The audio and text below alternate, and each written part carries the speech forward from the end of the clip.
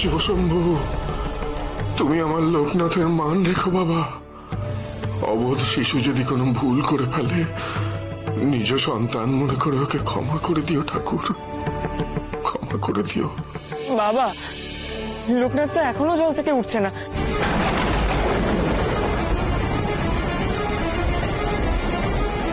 কত করে বললাম, এত গভীর পুকুরের জল তলিয়ে গেলে।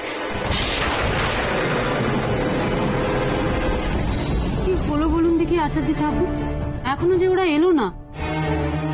চিন্তা তো আমারও হচ্ছে, এখনো বুড়ো শিব এলো না, দোলা পৌঁছলো না, এখনো তো মেলা কাজ বাকি, কখন হবে বলো দেখি সেসব। লোকনাথ,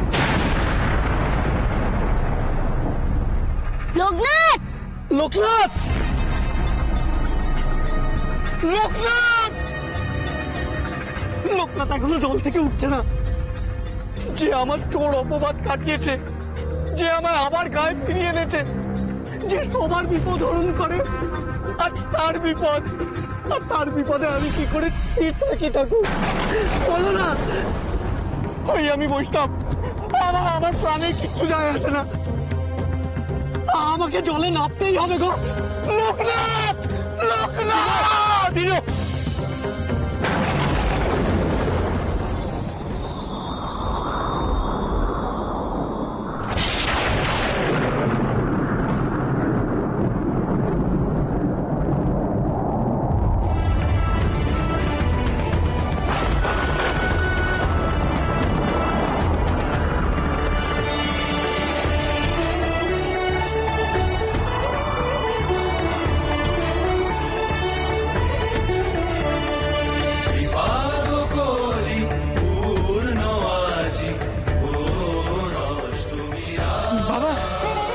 বাবা দেখুন, লোকনাথ সত্যি শিবশিলা নিয়ে আসছে।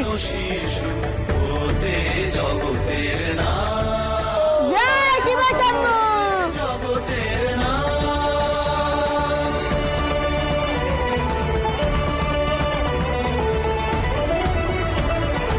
হরে কৃষ্ণ, কৃষ্ণ কৃষ্ণ হরে হরে, জয় শিব শম্ভু, জয় শিব শম্ভু, জয় শিব শম্ভু। ঠাকুর, তুমি আমার লোকনাথকে রক্ষা করেছো ঠাকুর, ওর মান রেখেছো তুমি।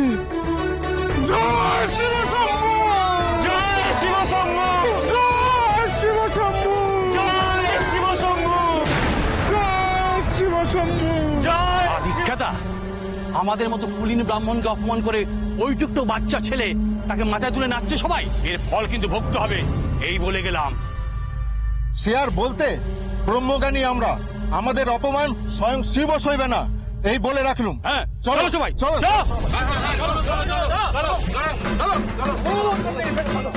চলো।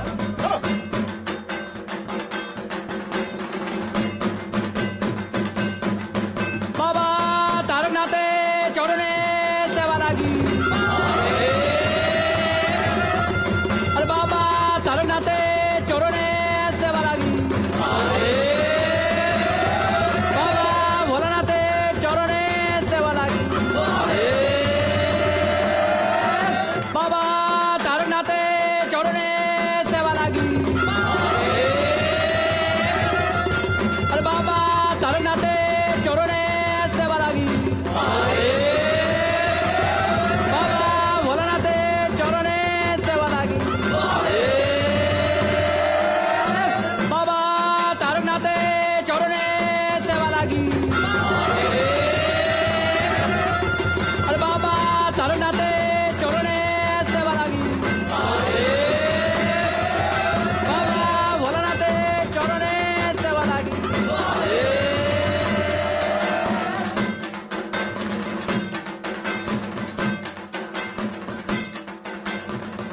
ওই তো, ওই তো ওরা সব এসে গেছে। বাবা তারনাথে চরণে সেবা লাগি, আরে বাবা তারনাথে চরণে সেবা লাগি, বাবা ভোলানাথে চরণে সেবা লাগি,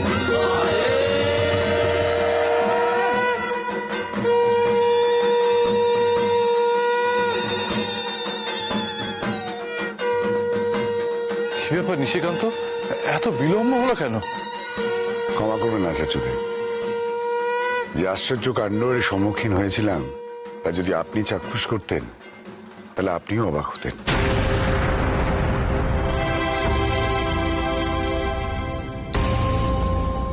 বিলম্ব হওয়ার কারণ অন্য কিছু নয়, কারণ হলো স্বয়ং বুড়ো শিব।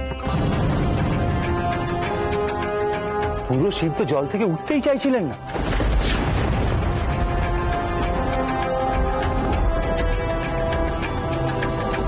ভক্তার দল, ব্রাহ্মণের দল কত চেষ্টা করছিল, শেষে আমাদের লোকনাথ বিপদ থেকে উদ্ধার করলো।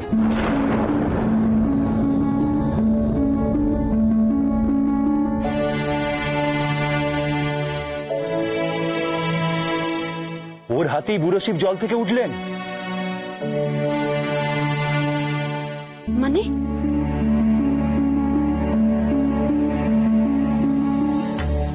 আমার ছেলে বুড়ো শিবকে জল থেকে তুলেছে? আশ্চর্যের কথা কমলা, লোকনাথ যেখানে বুড়ো শিবকে জল থেকে তুলে ফেললো সেখানে অন্য কেউ তুলতেই পারলো না গো। অথচ আচার্যদেব প্রতি বছর এই ভক্তার দলই কিন্তু জল থেকে শিবশিলা তোলে, অথচ এবার কেন পারলো না সেটাই যে আমাকে বড় ভাবাচ্ছে আচার্য। ঠিক ভালো ঠেকলো না। তুই শিব ভক্তকে সন্দেহ করছিস? কেন করবো না? শিব ভক্তের কোমরে কি ছুরি থাকে নাকি? তার মানে সত্যি পাপ ঢুকেছে ভক্তাদের দলে, কিন্তু কেন, কিভাবে?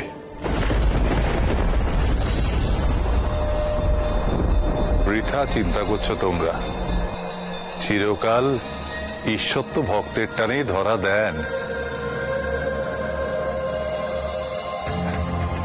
কখনো জল থেকে উঠে আসেন, কখনো বা অবতার রূপে। লোকনাথের ডাক তিনি উপেক্ষা করতে পারেননি। যাকে সমস্ত কিছু যখন ভালোভাবে মিটে গেছে তখন আর বিলম্বের প্রয়োজন কি? আচার বাকি ক্রিয়া এবার পালন করা শুরু করো। হ্যাঁ হ্যাঁ আচার্যদেব, আপনি ঠিক কথাই বলেছেন, হাতে বিশেষ সময়ও নেই। যাই, আমি বাড়ি যাই, গিয়ে দেখি ওখানে কি অবস্থা। বুড়ো শিবকে আপাতত আপনার কাছেই রেখে গেলাম, গোধূলি লগ্নে আমি নিজে আসবো ওনাকে নিতে। আমি যাই। আসুন না মশাই, এসো।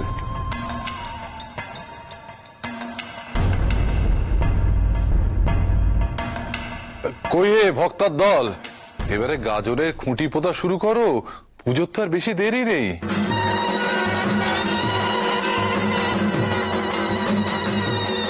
জয় শিব শম্ভু।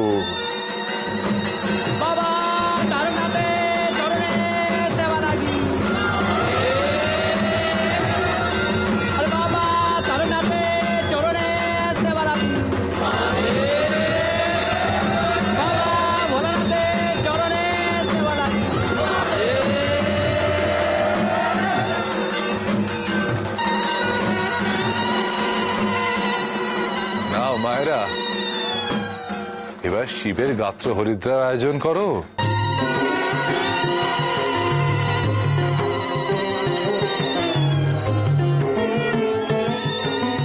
মা, আমি হলুদ মাখবো না।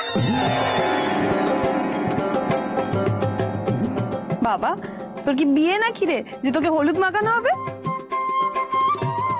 বারে, আমি যে নির্বর, আমাকেও গায়ে হলুদ মাখাও। কমলা, এবার দেখছি তোমার ছেলে সত্যি বিয়ের ব্যবস্থা করতে হবে। লোকনাথ, তোর যখন এত শখ হয়েছে, দাঁড়া, আজই তোর বিয়ের বন্দোবস্ত করছি।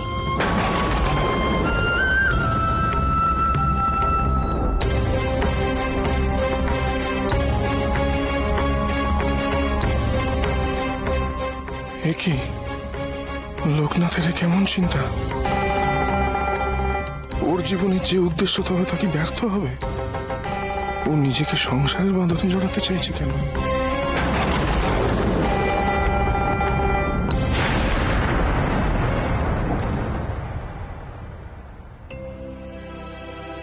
তুমি যেটা ভাবছো সেটা ভুল রাম। ভোগের মধ্যে দিয়েই জীবনকে চেনা যায়।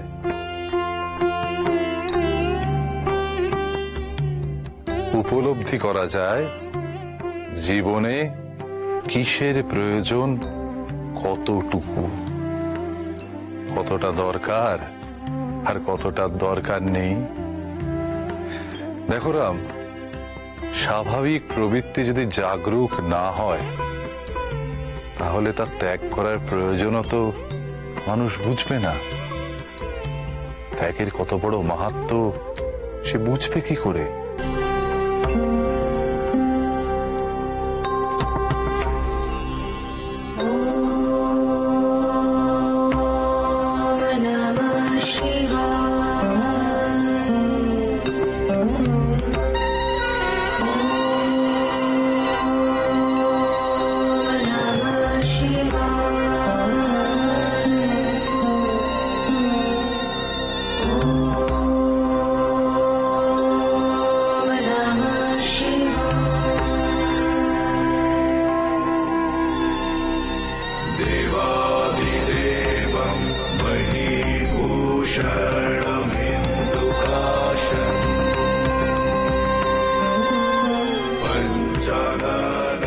যাও, পুজোয় মনোনিবেশ করো রাম। এই হলুদ নিয়ে জমিদার বাড়ি যাও, আর তাদের জানিও গোধূলি লগ্নে আমি স্বয়ং সেখানে হাজির হব। যাও, কল্যাণ হোক, কল্যাণ হোক। আরে দেখো এসো এসো, সাপের খেলা দেখে যাও। এসো এসো, সাপের খেলা দেখে যাও। আরে লক্ষিন্দর রেখা, হিরে সোনামণি, বাবুদের খিলা তো দিখাবি তো? হ্যাঁ দিখাবে বলছে।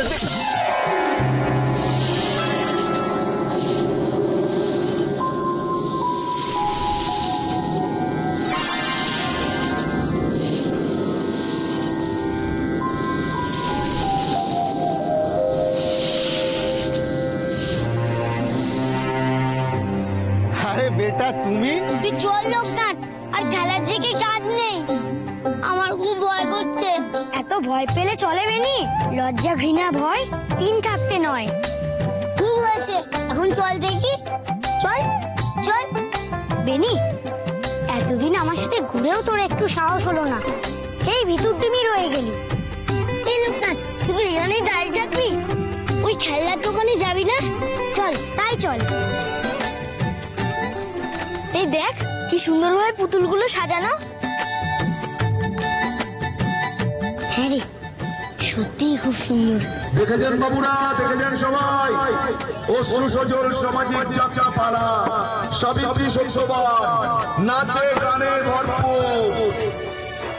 বেনি চল, সাবিত্রী সত্যবানের পালা দেখে আসি। চল চল।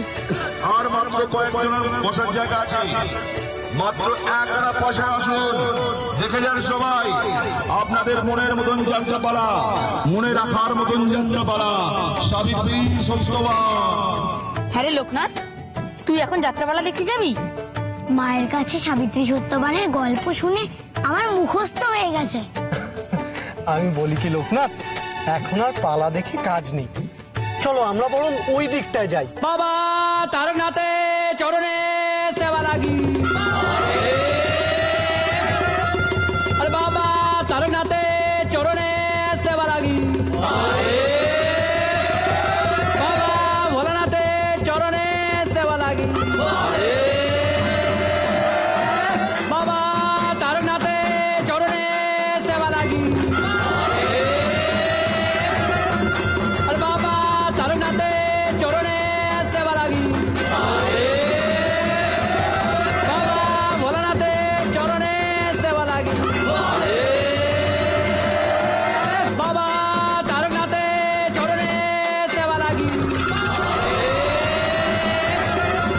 আরে বাবা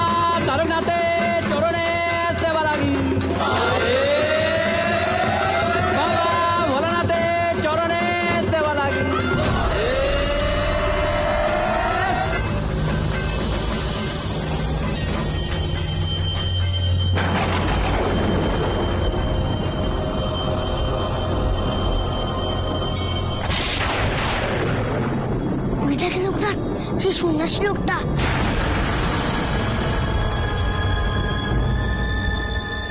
কেমন এক পায়ে দাঁড়িয়ে আছে দেখ।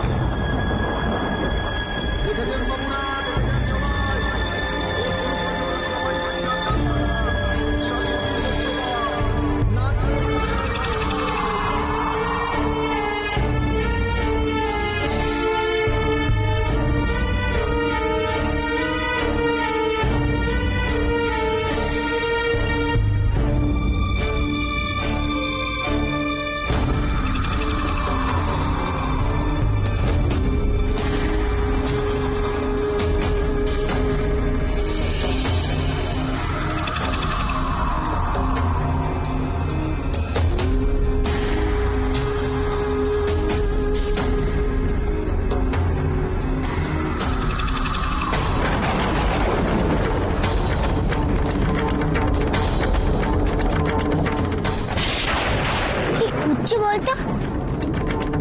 বাবা তারনাথে চরণে সেবা লাগি। আরে বাবা তারনাথে চরণে সেবা লাগি। বাবা ভোলানাথে চরণে সেবা লাগি। বাবা তারনাথে চরণে সেবা লাগি। আরে বাবা তারনাথে চরণে সেবা লাগি। ওই দেখ লোকনাথ, শিব ঠাকুরকে নিয়ে জমিদার বাড়ি নিয়ে চলে যাচ্ছে।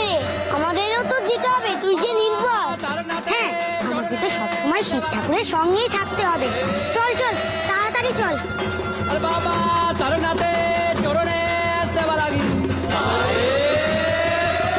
আমার বোমার সোনার বরণ,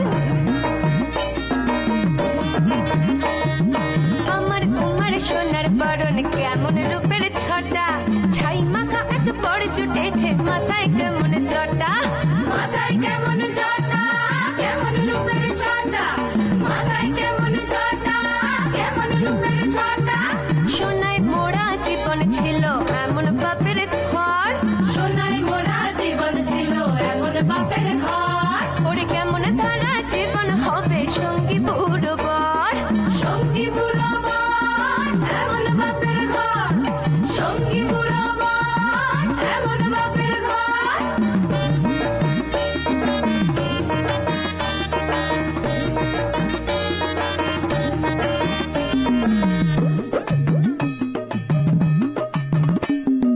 নিজের ভালো বুঝিস নালো, ভালোবাসা অন্ধ, নিটোর দেহে কুলকি বাবর যদি নারায় স্কন্ধ। নিজের ভালো বুঝিস নালো, ভালোবাসা অন্ধ, নিটোল দেহের কুলকি বাবর যদি নারায় স্কন্ধ, যদি নারায় স্কন্ধ, ভালোবাসা অন্ধ, যদি নারায় স্কন্ধ, ভালোবাসা অন্ধ। উঁচ বরণ কন্যারে তোর মেঘ বরণ চুল, উঁচ বরণ কন্যারে তোর মেঘ বরণ চুল, বুড়োর গলায় মালা দিয়ে করিস না রে ভুল, বুড়োর গলায় মালা দিয়ে করিস না রে ভুল, করিস না রে ভুল, অসই করিস না রে ভুল। আমার কুমার সোনার বরণ, কেমন রূপের ছটা, ছাই মাখা এত বড় জুটেছে, মাথায় কেমন জটা।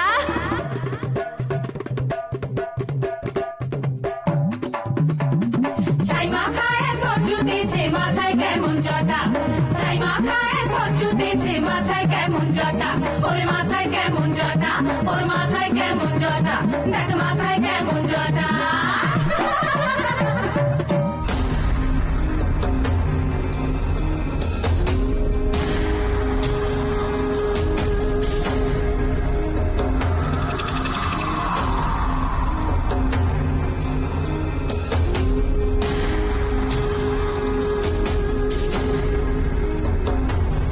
তোমরা কিন্তু আবার ভুল করছো।